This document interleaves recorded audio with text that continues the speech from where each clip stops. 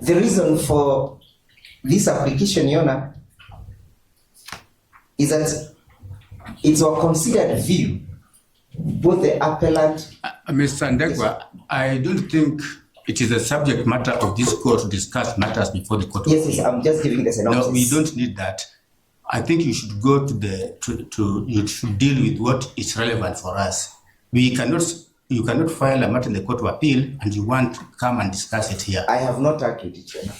I have not argued the substance of this matter. All right. Whatsoever. All right. But we simply are not interested in the proceedings in the Court of Appeal. But you can just tell us how it impacts our proceedings now. I don't think I can address you on how it impacts on your proceedings without giving you the synopsis. We don't need the synopsis of your pleadings in the Court of Appeal. I think we are clear on that. Will it therefore suffice to mention that the application is seeking for stay of proceedings? Yeah, you can mention that, but you don't go into the substance. Will I have ventured? If I say so, will I have ventured into the application? No, we are not interested in the proceedings before the Court of Appeal. Just tell us that you have ABC proceedings in the Court of Appeal and what is then the impact of that. Okay, what's the impact of the application? And I hope I will not have ventured beyond the directions given by the court. And I therefore need to be a surgeon to precisely dissect this, is that the application is seeking for the stay of the proceedings. Number two, the application was necessitated by the orders you granted about the manner in which you considered the previous application. So it's a considered view that the proceedings of this court are being challenged in the Court of Appeal. I think that's fairly obvious that that's why you filed the appeal. I don't think we need to waste so much time by you discussing the matters you filed in the Court of Appeal. I think you should tell us that ABCD is the Court of Appeal. Now, therefore, what is the way forward? Because we're here for directions. Now, the way forward, therefore, the way forward we are seeking is whether it would be prudent and in good order for the court to proceed during the pendency of that matter. Thank you. Number two, whether or not during the pendency of that matter, which will have serious bearings in the current pleadings, party would sufficiently comply, noting that the outcome of the appeal will have serious bearing on the proceedings before you. Is there anything else, Your Honor, that I need to seek to clarify? I don't think you need to say. Have I satisfied your urge? Yes. I hope so. I would urge that if whatever point you want to raise has been raised, please note that we have noted it down. There's no need for repetition. Yes, Your Honor. I'll not repeat what has been said by my... If I may, sorry, Counsel, except that Mr. Njero posed questions. So you posed questions, is it in order? So I think I'm asking you, what is it? What is your submission? He said, is it in order that these proceedings proceed? Is it in order that the parties comply? Are you perhaps, what are you saying, that it is not in order? I don't want to remain with question marks and trying to fill the gap. Well, It's nice to hear it from your mouth to the horses. Well, some of us found ourselves in a jungle, trying to navigate ourselves. No, I'm okay with you saying. Yes, Your Honor. What we are asking this court to do is that it is to grant us more time to await and see the outcome of the decision of the Court of Appeal. and not to insist on compliance. Do I hear you right at this point until? If it may please you, my lords and my lady, I'm Omani. I do appear for the 58th petitioner. I've also been requested to hold brief for Mr. Muge. Those are matters which go under the quorum. Who you are representing, and whose brief you are holding. Yes. Is a specific paper for that. Yes. So now you just stand and address us on the issues before the court. Yes, I do hold brief for Mr. Muge. You should go in that forum, in that document there. Yes. Because that contains the quorum. Okay, no problem. Your Honor, as far as Your name is Momanyi? yes, Mr. Mohammed. As for Mr. Muge and Mr. Sakimpa, I believe the application, the 5.2b application that has been discussed before is Mr. Muge's application. I do not wish to go deep into it because they have already highlighted what the application is all about.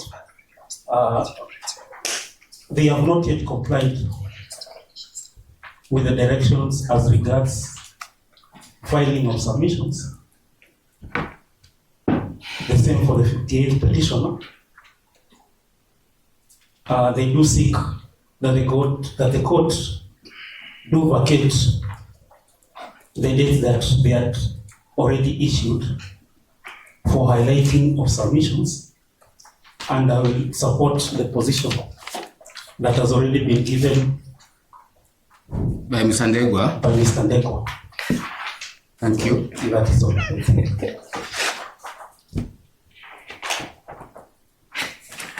Mr. Kibe, you don't have to speak anything if you feel that you have been properly represented by the parties who were Yes, before you. I will not repeat anything that has been said.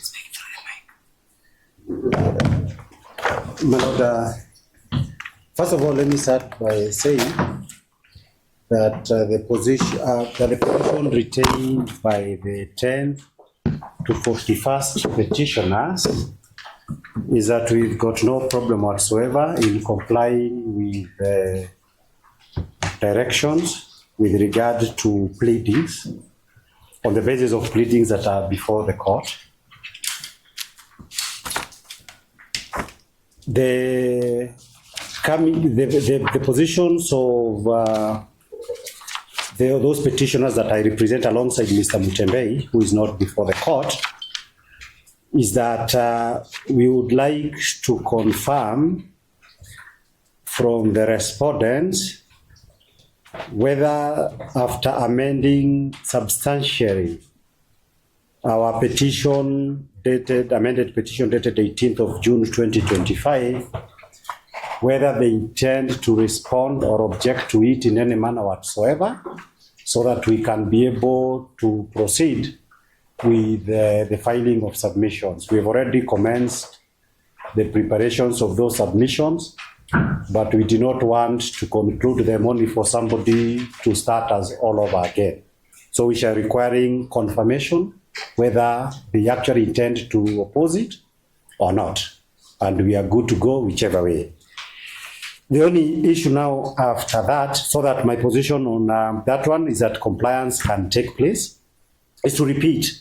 Since this court, today's date was given in order to confirm the position before the Supreme Court, and the position has been confirmed that the Supreme Court is yet to deal with the matter as we had expected. There were certain complications in the matter before the Supreme Court arising from the respondents. They kept on filing new applications, which is the true reason and the main reason why the Supreme Court has not dealt with the matter to completion as we had expected.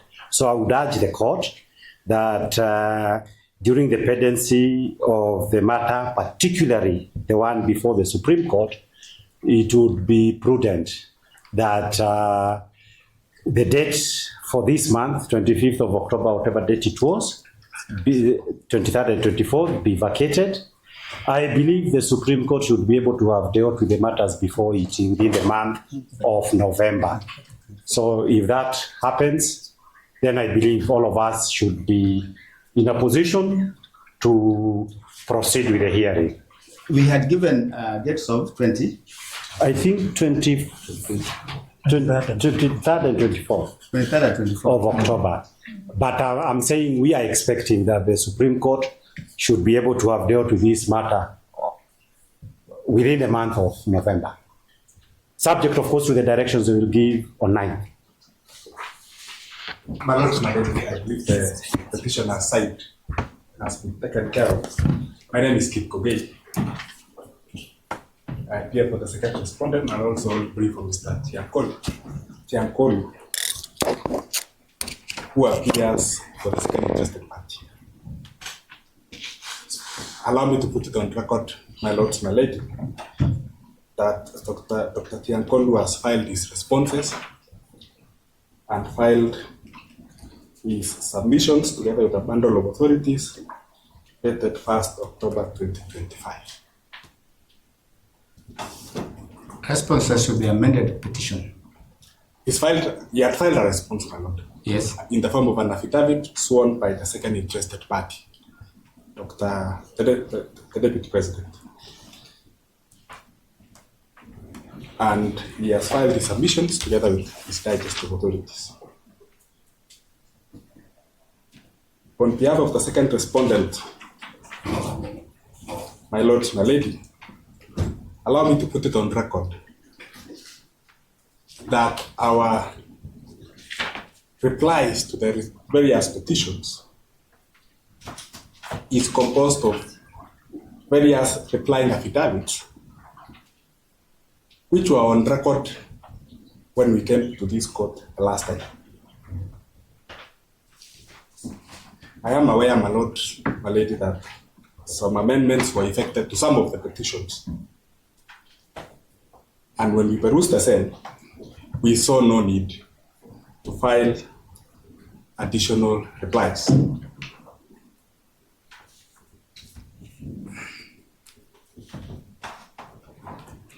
The replies we had on record were sufficient to address what had been raised in the petition as amended. It would have been prudent for counsel to properly contact us and ask whether we are filing any replies before making the presumption they made with respect to our replies. And I speak for the second respondent alone. With respect to the request made for vacation of the dates which have been slotted for hearing, my lord, we object to that direction. On our part, we have waited for submissions from the petitioners.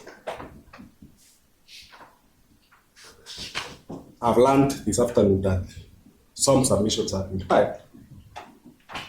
Our submissions, my lord, my lady, are ready for filing. We should be able to put them in the next 2 days or so. We're just collating the authorities in support thereof. And we make no admission that will be delayed because the petitioners have not prosecuted the petition. You are the party who is in the Supreme Court. Can you tell us the status of the matters you took to the Supreme Court? And whether these proceedings can proceed in light of the pendency of those matters. That was going to be my third issue, last issue, my lord. It is our submission, my lord, that the proceedings, both in the Court of Appeal and in the Supreme Court, have no bearing whatsoever with the prosecution of this matter. Neither the Supreme Court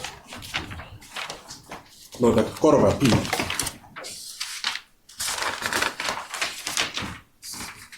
have considered requests for stay. And so it's our submission, my lord, my ladies, that there would be no justification for this court to stay the proceedings or to vacate the hearing dates earlier slotted.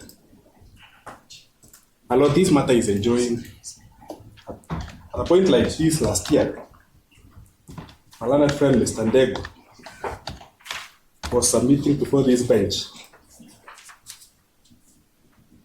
that the presiding judge of the bench is closely related to his wife. This matter is enjoying a year's anniversary today. I would submit, my lord, that we go to the merits of the matter so that it can move to the higher echelons of the justice system. I would urge that we maintain the dates which were slotted. Right, we have considered all the submissions made by learned councils. In light, and the following directions to hereby issue. In light of the pending matters that are before the Court of Appeal and the Supreme Court, and in deference to the Committee of Courts, we deem it fair for good order to vacate the earlier dates that have been fixed for highlighting of submissions in this matter, being the 23rd and the 24th of October 2025. On the issue of compliance, we have noted that some of the respondents have complied, yet some are yet to comply with our directions.